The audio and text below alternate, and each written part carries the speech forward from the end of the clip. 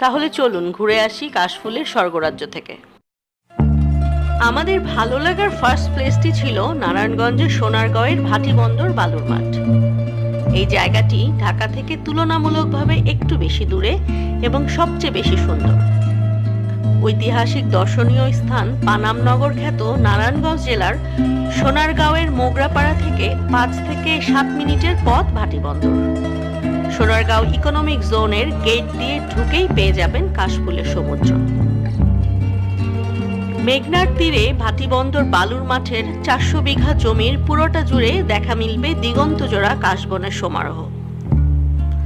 নদী আর ফুলের এক অসাধারণ সংমিশ্রণ ঘটেছে এক জায়গায়। মেঘনার পার ভাটিবন্দর এলাকায় চোখে পড়বে এমন মায়াবী কাশফুলের দৃশ্য। কাশফুল আর আকাশের মিতালিতে শরতের শারদীয় স্নিগ্ধতা টেনে এনেছে পর্যটকদের।